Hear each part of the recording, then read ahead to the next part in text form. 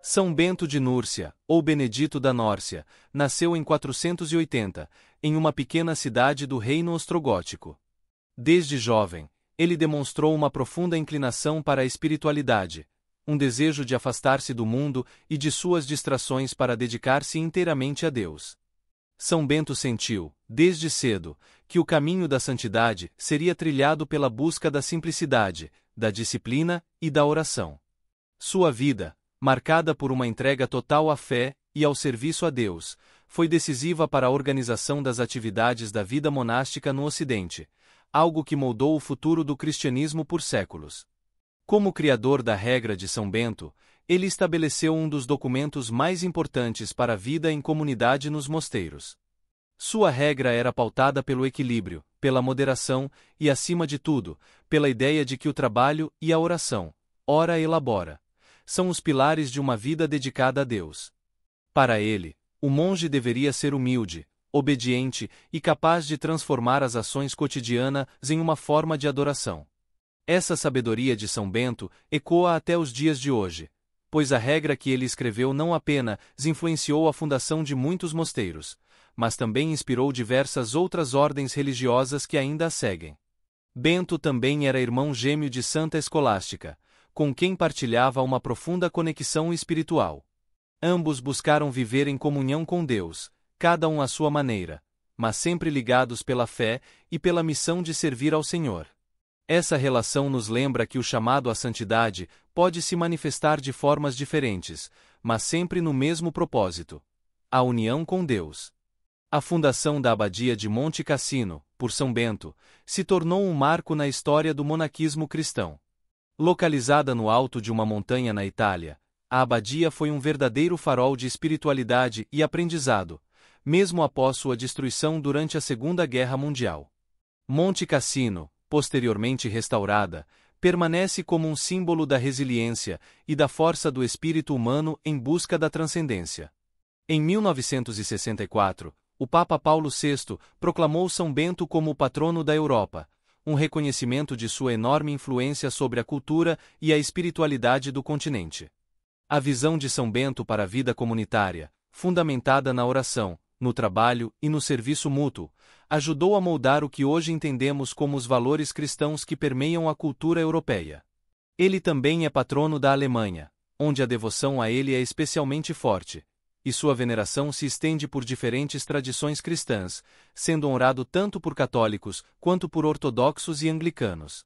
O legado de São Bento continua vivo não apenas nas regras que guiam os monges beneditinos, mas também em sua inspiração de uma vida de simplicidade, disciplina e entrega total a Deus. Sua vida nos convida a refletir sobre o que significa realmente estar em comunhão com Deus no cotidiano, transformando cada pequeno ato em uma forma de oração. Em um mundo tão acelerado, a mensagem de São Bento nos lembra da importância de desacelerar, de buscar o silêncio interior, e de encontrar em cada gesto a presença divina. A memória de São Bento é celebrada no calendário católico no dia 11 de julho, data em que suas relíquias foram trasladadas para a abadia de Saint-Benoît-sur-Loire.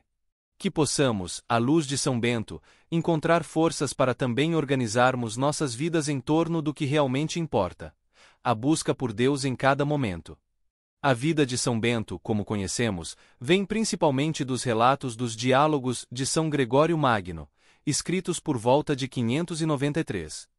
Essas histórias foram colhidas de monges que tiveram o privilégio de conhecer pessoalmente São Bento e testemunhar sua santidade. Segundo São Gregório, Bento nasceu em uma família nobre de Nórcia, na Itália, e desde cedo mostrou uma inclinação para a espiritualidade. Ainda jovem, foi enviado a Roma para estudar retórica e filosofia, mas o que encontrou na cidade o decepcionou profundamente. Ele se deparou com a decadência moral da capital, e essa constatação o levou a tomar uma decisão radical: abandonar o ambiente corrompido e se afastar das tentações mundanas, buscando refúgio em uma vida de eremita.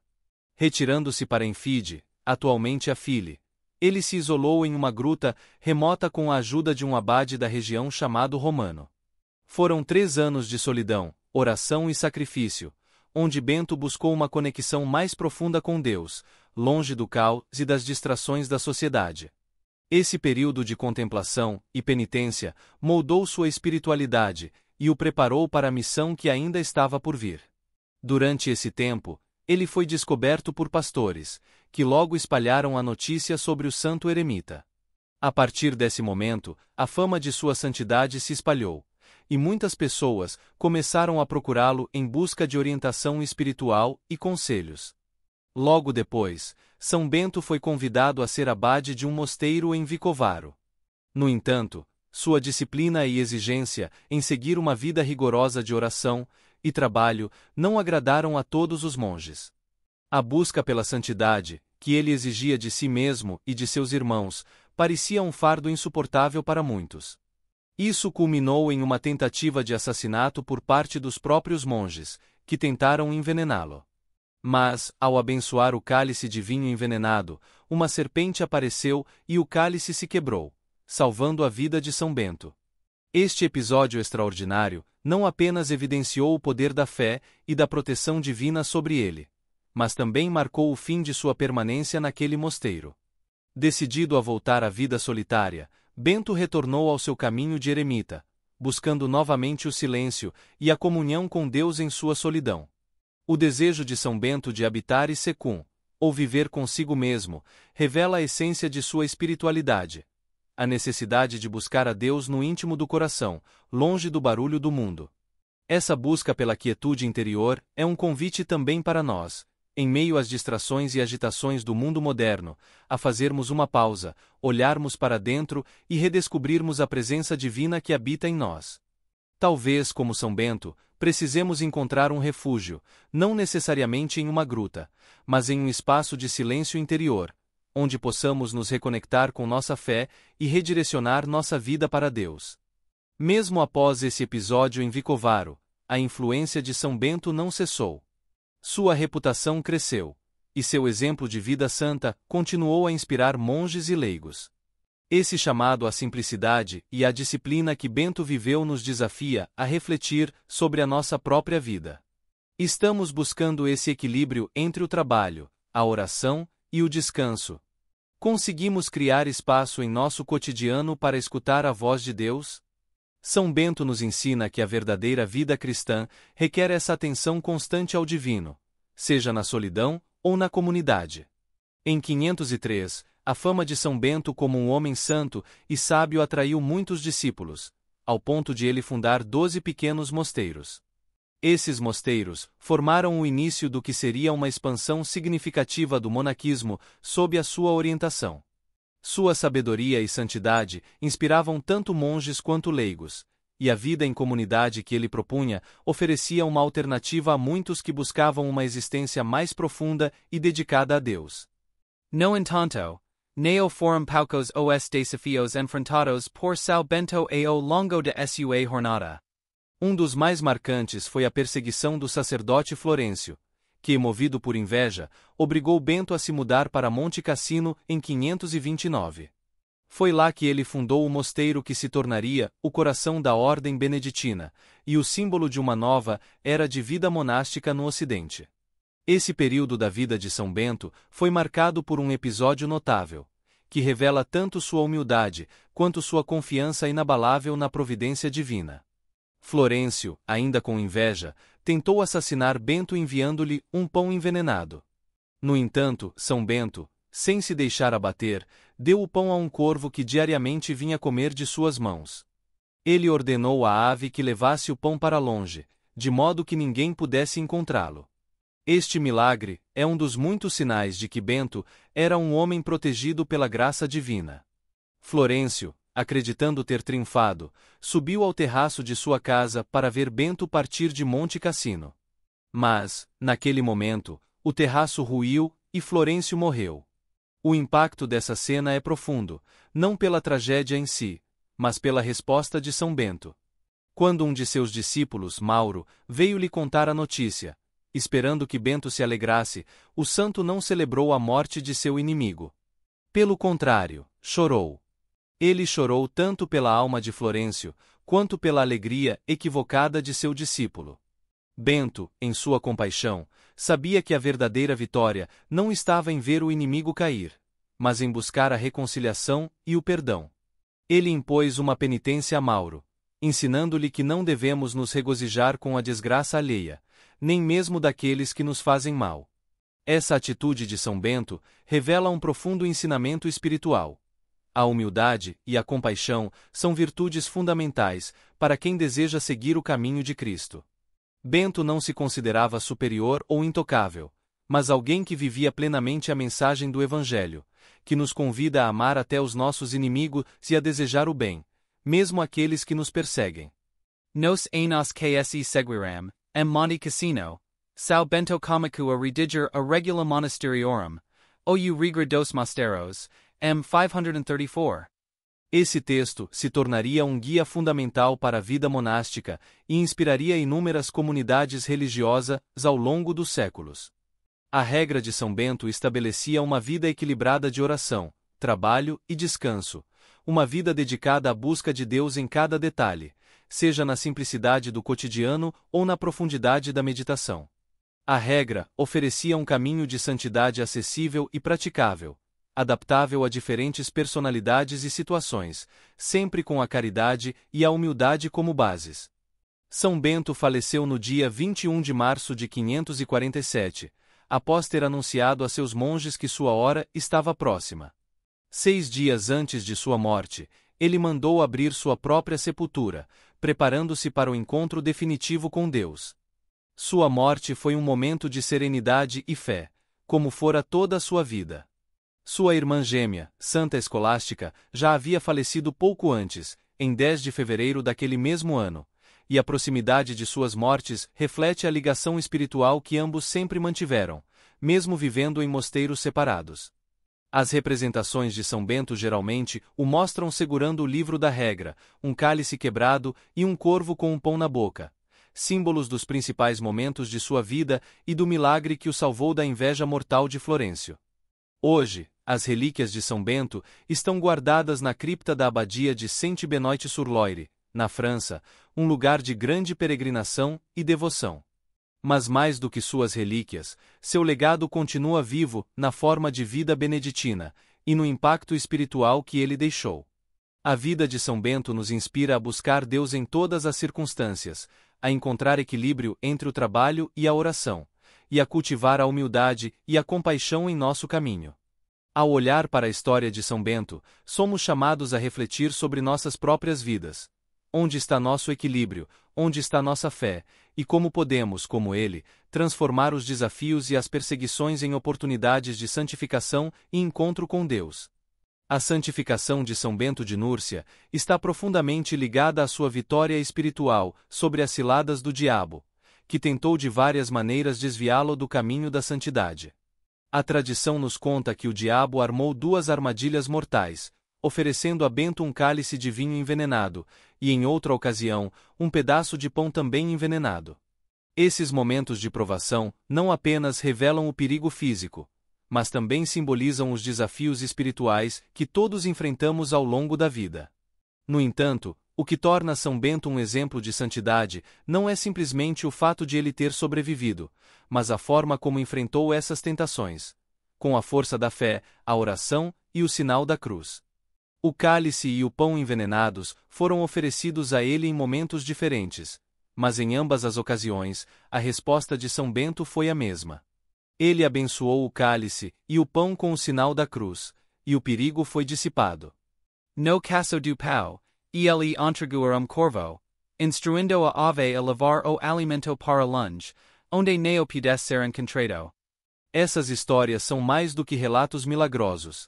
Elas nos ensinam que a verdadeira arma contra o mal não é a força física, mas a confiança na proteção divina e o poder transformador da oração. Elas nos mostram que, assim como São Bento, podemos encontrar refúgio na cruz de Cristo quando confrontados com tentações e perigos. Além dessas ciladas físicas, São Bento também foi frequentemente atacado pelo diabo de forma espiritual e emocional. Os relatos dizem que o diabo não só tentava Bento com visões e ilusões, mas também o insultava e o humilhava. Essas ofensas eram tão audíveis que os outros monges que o acompanhavam podiam ouvir as blasfêmias que o tentador lançava contra ele. No entanto, mesmo diante de tais ataques, Bento se mantinha firme, sempre recorrendo à oração e ao sinal da cruz. Seu exemplo nos lembra que as batalhas espirituais que enfrentamos não são meramente pessoais, mas também fazem parte de um drama maior, onde nossa fé é constantemente posta à prova. E como ele nos ensinou, o verdadeiro triunfo sobre o mal não está em evitá-lo, mas em enfrentá-lo com a confiança plena em Deus. O poder da cruz foi uma arma central na vida de São Bento. A famosa cruz-medalha de São Bento, que mais tarde seria amplamente difundida, traz em si a essência dessa batalha espiritual. A medalha contém orações esculpidas que invocam a proteção divina contra o mal. E acredita-se que a própria presença dessa medalha, em um mosteiro, onde São Bento morava, ajudava a afastar o maligno. A oração contida na medalha, com suas iniciais poderosas, se tornou um símbolo de fé e proteção para cristãos em todo o mundo. Essa oração, combinada com a prática de fazer o sinal da cruz, revela a fé inabalável de São Bento na cruz de Cristo, como ponto de apoio contra todas as ciladas do tentador. Chamar São Bento de Santo Varão é reconhecer a grandeza de sua virtude e sua capacidade de resistir às tentações com uma firmeza e serenidade inabaláveis. Ele não foi santificado por ter vivido uma vida sem dificuldades, mas por ter vencido as adversidades com humildade e oração. Sua vida nos ensina que o caminho da santidade não é isento de sofrimento, mas que a graça de Deus está sempre presente para nos fortalecer e nos guiar. Ao refletirmos sobre a santificação de São Bento, somos convidados a nos perguntar: como estamos enfrentando nossas próprias tentações e provações? Em que colocamos nossa confiança quando o mal se aproxima? A vida de São Bento nos dá um exemplo claro de que, quando nos agarramos à cruz e fazemos dela nossa âncora, não há tempestade que não possamos superar. Assim como ele, somos chamados a vencer as ciladas do diabo, não com nossas próprias forças, mas com a fé no poder redentor de Cristo. Que São Bento nos inspire a buscar essa santidade em nossas vidas diárias, enfrentando cada desafio com coragem, oração e a marca da cruz, certos de que Deus está sempre conosco. A regra de São Bento, ou Regula Monasteriorum, é um dos textos mais importantes para a vida monástica e espiritual dentro do cristianismo, tendo se tornado um modelo não apenas para monges, mas para muitas comunidades religiosas ao longo dos séculos. Composta por um prólogo e 73 capítulos, a regra foi cuidadosamente organizada para proporcionar uma orientação clara e equilibrada sobre como viver uma vida dedicada à oração, ao trabalho e à comunidade.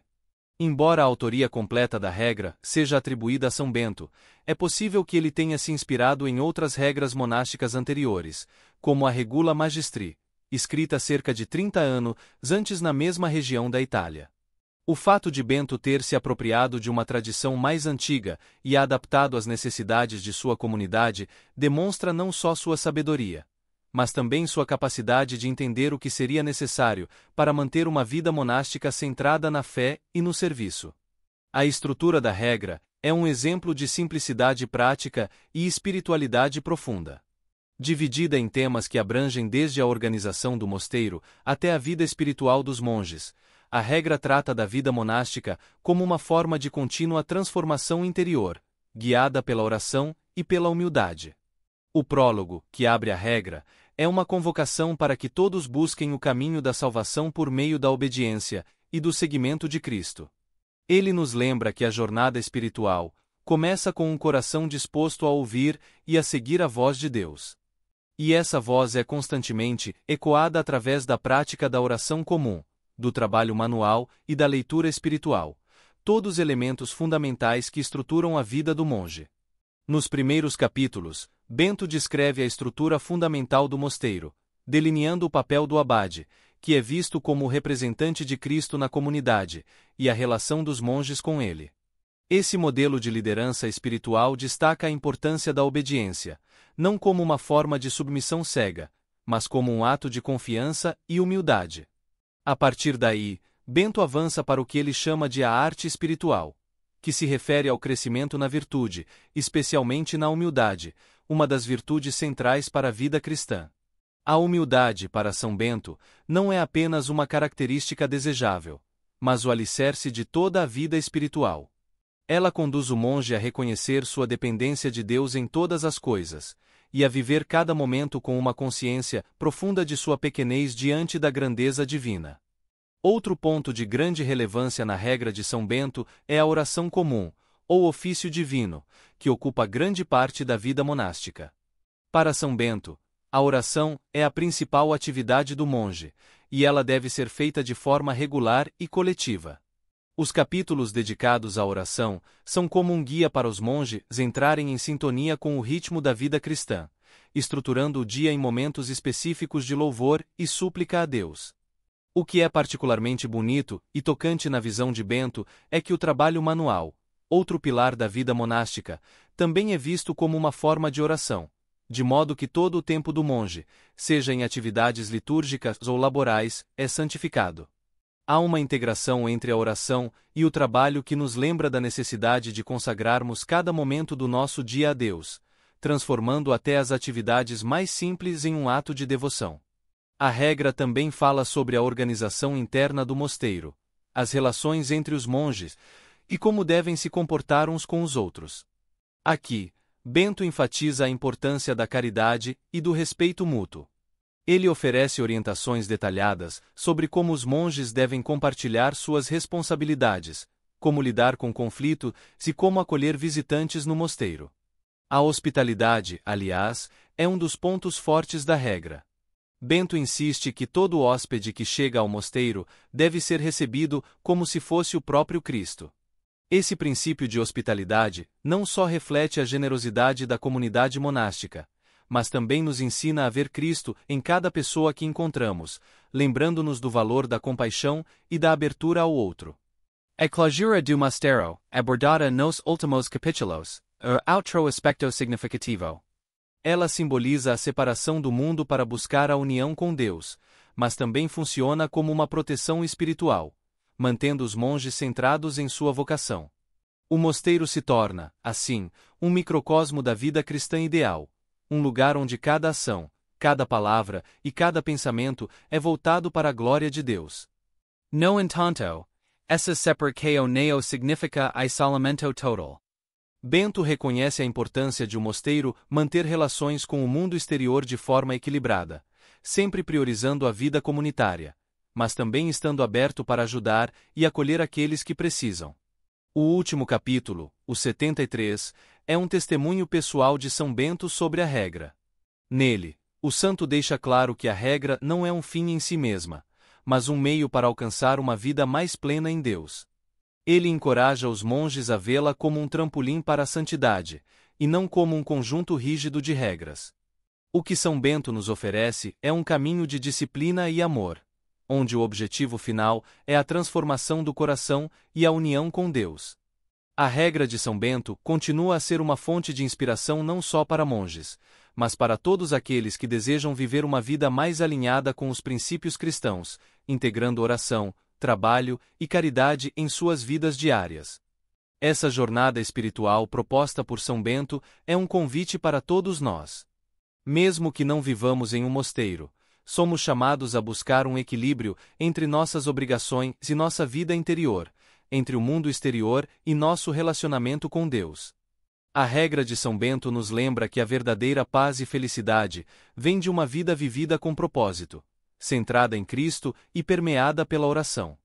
Que possamos, assim como São Bento, buscar essa harmonia em nossas vidas e transformar cada momento, seja no trabalho ou na oração, em uma oferta a Deus. A evolução histórica da regra de São Bento é um testemunho da sua força e adaptabilidade ao longo dos séculos, mostrando como uma visão espiritual pode influenciar e moldar gerações inteiras. No século IX, Bento de Aniane se destacou como um grande reformador que resgatou e consolidou a regra de São Bento em um período turbulento, antes das invasões normandas. Ele reconheceu o valor dessa orientação monástica e a codificou, possibilitando sua expansão por toda a Europa carolíngia. Mesmo adaptada para diferentes realidades e costumes, a essência da regra permaneceu intacta, influenciando profundamente a vida religiosa europeia. Foi através da Ordem de Cluny, no século X, que a regra atingiu uma nova dimensão de importância. A centralização dos mosteiros, sob a liderança de Cluny, fez com que a espiritualidade beneditina florescesse e se espalhasse ainda mais. Os mosteiros cluniacenses se tornaram centros de oração e cultura, irradiando sua influência para além das fronteiras religiosas. Cluny trouxe uma renovação espiritual à Europa medieval, e o coração dessa renovação pulsava com o espírito da regra de São Bento.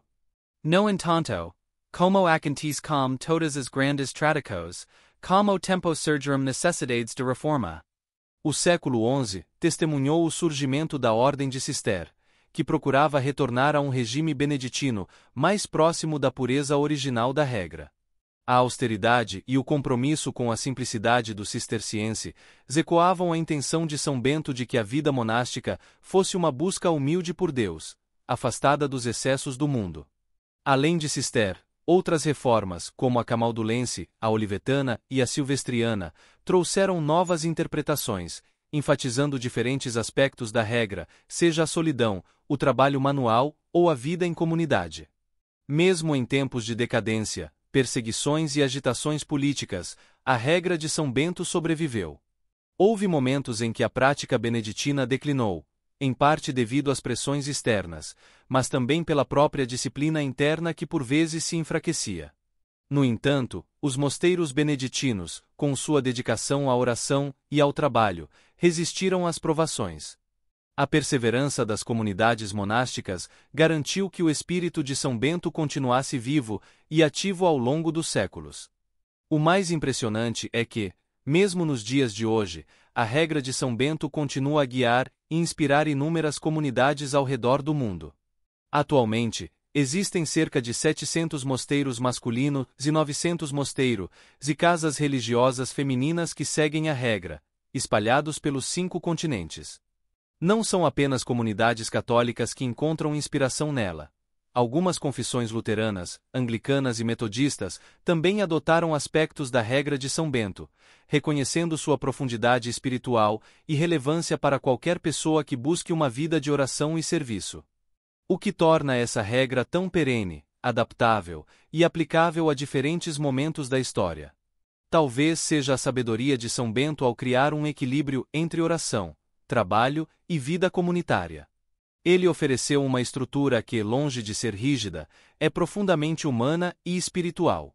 A regra reconhece as fraquezas humanas, mas aponta para o crescimento constante em direção a Deus. Ao enfatizar a humildade, o silêncio, a obediência e a hospitalidade, São Bento delineou um caminho que qualquer pessoa, seja em um mosteiro ou no mundo, pode seguir para encontrar a paz interior e a união com Deus. A sobrevivência e o florescimento da regra de São Bento ao longo dos séculos nos mostram que a busca por uma vida centrada em Deus nunca perde sua relevância. E assim, ao refletirmos sobre essa história de resiliência e renovação, somos convidados a pensar em como também podemos integrar os princípios da regra em nossas próprias vidas. Em um mundo de constantes mudanças e incertezas, a simplicidade e a sabedoria da vida beneditina podem nos ajudar a encontrar estabilidade e propósito. Assim como os monges e monjas de São Bento, também nós somos chamados a viver de forma intencional, equilibrando trabalho, oração e caridade. Essa é a grande herança de São Bento, uma herança que continua a tocar corações e moldar vidas, geração após geração. A Cruz-Medalha de São Bento carrega uma história fascinante e cheia de simbolismo, refletindo a contínua busca por proteção e orientação espiritual ao longo dos séculos. Sua origem, embora envolta em mistério, remonta ao ano de 1647, quando, na Baviera, durante o processo de condenação de algumas bruxas, surgiu um detalhe intrigante. As bruxas, ao serem interrogadas, afirmaram que não conseguiam praticar feitiçarias nem lançar encantos contra lugares onde a Cruz-Medalha de São Bento estava presente, especialmente contra a abadia de São Miguel em Metten. Esse fato despertou a curiosidade das autoridades, que decidiram investigar a razão por trás dessa proteção inexplicável. Ao explorarem as instalações do mosteiro, encontraram nas paredes entalhadas imagens da cruz que correspondem às representações atuais da medalha. Essa descoberta levantou a hipótese de que a cruz-medalha possuía uma importância e um significado que ainda não haviam sido completamente compreendidos. A investigação continuou na biblioteca da mesma abadia, onde os pesquisadores encontraram um manuscrito datado de 1415. O manuscrito continha, entre outros textos, ilustrações da figura de São Bento com uma cruz e uma flâmula. As palavras inscritas na flâmula eram: Crux sacra sit mihi lux, non draco sit mihi dux. Vate retro satana, nunquam suate mihi vana. Sunt mala quae libas, ipse venena bibas. Traduzido, isso significa: que a Santa Cruz seja minha luz, e que o dragão não seja meu guia. Afasta-te, Satanás, nunca me aconselhes coisas vãs. O que tu ofereces é mal, bebe tu mesmo o veneno. Essas palavras são um poderoso lembrete da luta espiritual contra as tentações e as forças do mal. Elas expressam um desejo profundo de proteção e uma confiança na cruz de Cristo como uma luz orientadora. O fato de que a medalha com suas inscrições foi representada em um manuscrito do século XV sugere que a prática de usar essa imagem como um talismã espiritual e protetor já era conhecida naquela época. A cruz-medalha de São Bento, portanto, é muito mais do que um símbolo religioso. Ela representa uma poderosa ferramenta de proteção e uma afirmação de fé diante das adversidades. Com o tempo, a medalha se tornou um sacramental importante para muitos fiéis, refletindo a busca por segurança espiritual e a confiança na intercessão de São Bento. A sua relevância persiste até hoje, com muitos a utilizando como um amuleto de proteção contra o mal e como um lembrete constante da presença divina em suas vidas. A história da cruz-medalha de São Bento é um testemunho de como a fé e a proteção espiritual se entrelaçam, oferecendo aos fiéis um símbolo tangível de esperança e força. Ao refletirmos sobre esse símbolo, somos convidados a considerar como também podemos nos proteger espiritualmente e buscar a orientação divina em nossas próprias vidas, assim como os monges e fiéis ao longo da história encontraram consolo e proteção na cruz-medalha. A cruz-medalha de São Bento é um símbolo profundo e carregado de significado espiritual, refletindo séculos de tradição e fé. Em sua face principal, encontramos a imagem de São Bento vestido com seu hábito monástico, o cógula, um sinal de sua vida de dedicação e disciplina. Em sua mão direita, ele segura uma cruz, representando a vitória de Cristo sobre o mal, enquanto na mão esquerda exibe uma flâmula ou um livro aberto, que simboliza a regra de São Bento, um guia essencial para a vida monástica e espiritual. No verso da medalha, destaca-se a imagem da cruz, um lembrete constante da proteção divina que a medalha oferece. As inscrições em latim, presentes em ambas as faces da medalha, têm um poder oracional significativo. Na frente lê-se: Eius in obitu nostro praesentia muniamur, que traduzido significa: sejamos protegidos pela sua presença na hora da nossa morte. Esta invocação busca a presença e a proteção de São Bento em um momento tão crucial quanto a hora da nossa partida deste mundo. No verso, a medalha carrega uma série de siglas e frases que têm um profundo significado espiritual. As letras CSPB representam Crux Sancti Patri Benedicti, ou Cruz do Santo Pai Bento, afirmando a centralidade da Cruz de São Bento em nossa proteção espiritual. A inscrição CSSML traduz-se como Crux Sacra Sit Mihi Lux, que significa que a cruz sagrada seja a minha luz. Este pedido reflete a busca por orientação e iluminação através da cruz. A frase ND-SMD, Non Draco Sit Mihi Dux, expressa um desejo de que o dragão, símbolo do mal, não seja o guia de nossa vida. Seguindo, VRS. Vade retro, Satana. É um comando direto para que Satanás se afaste. NSMV. Nunquam suade mihi vana. Reforça a rejeição a conselhos vãos e enganosos. SMQL. Sunt mala quae libas. Afirma que o que é oferecido pelo mal é mal. E IVB. Ipsi venena bibas. É uma poderosa invocação para que o mal beba o próprio veneno. Essas palavras formam uma oração de proteção e resistência contra as tentações e ataques espirituais. A oração associada à medalha, com a jaculatória: rogai por nós, bem-aventurado São Bento, para que sejamos dignos das promessas de Cristo, é uma súplica que reforça a intercessão de São Bento em nossas vidas. Esta oração, combinada com as inscrições da medalha, se tornou uma fórmula poderosa para buscar proteção e auxílio divino.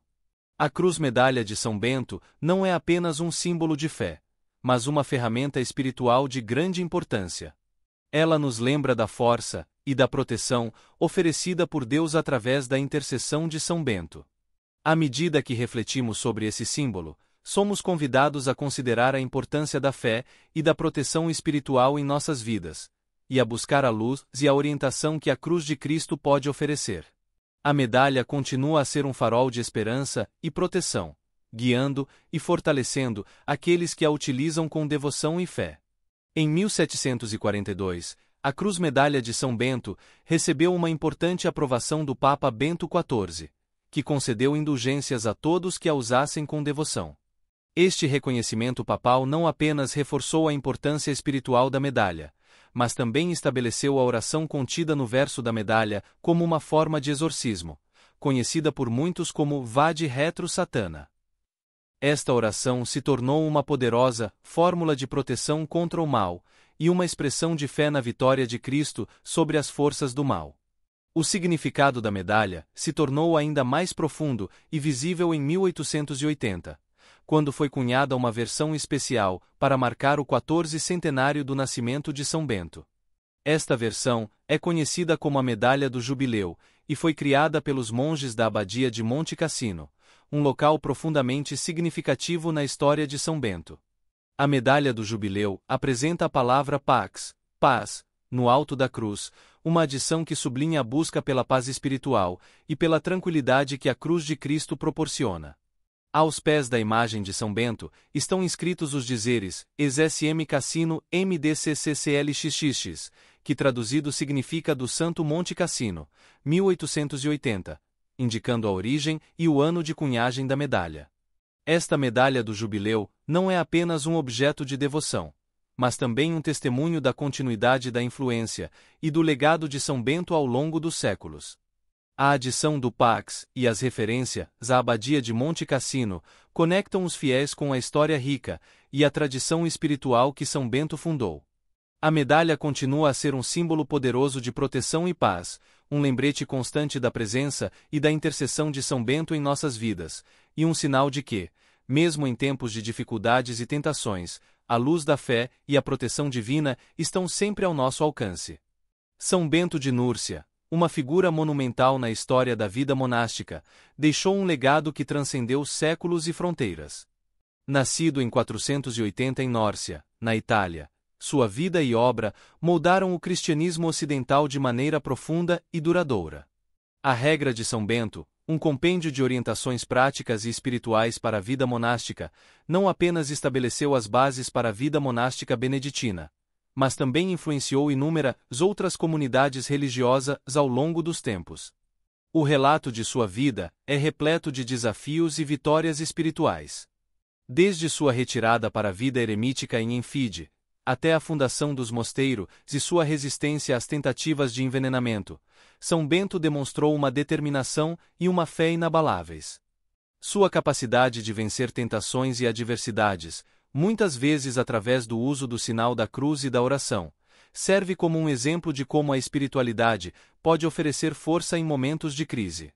A Cruz-Medalha de São Bento, com suas inscrições e simbolismos, emerge como um poderoso testemunho da fé e da proteção oferecida pela cruz. Originada em parte pela descoberta de imagens entalhadas nas paredes de mosteiros e ratificada pela Igreja, a medalha simboliza a luta constante contra o mal e a busca por proteção divina. O fato de que o Papa Bento XIV aprovou a medalha e estabeleceu a oração do verso como uma forma de exorcismo destaca a relevância contínua da devoção a São Bento e a eficácia espiritual atribuída a ele. A Medalha do Jubileu, cunhada para celebrar o 14º centenário de São Bento, com sua inscrição Pax e referência ao Monte Cassino, encapsula o desejo de paz e proteção que São Bento buscava para seus seguidores. Ela serve como um lembrete não apenas da história, mas também da presença contínua e ativa de São Bento em nossa vida espiritual. Em conclusão, a vida e a regra de São Bento continuam a inspirar e guiar os fiéis, oferecendo um modelo de vida cristã que equilibra trabalho, oração e reflexão. A Cruz-Medalha de São Bento, com suas profundas raízes históricas e espirituais, permanece um símbolo vibrante da proteção divina e da busca por paz. Ao refletirmos sobre o legado de São Bento, somos convidados a considerar como suas práticas e ensinamentos podem enriquecer nossa própria jornada espiritual, proporcionando proteção e direção em um mundo que continua a enfrentar desafios e tentações. Obrigado por acompanhar este vídeo sobre São Bento de Núrcia e sua influência duradoura na vida monástica e na espiritualidade cristã. Que a proteção e a paz de São Bento estejam com você, guiando-o em sua própria jornada de fé. Se você gostou do vídeo, não se esqueça de curtir e se inscrever para mais conteúdos inspiradores. Até a próxima!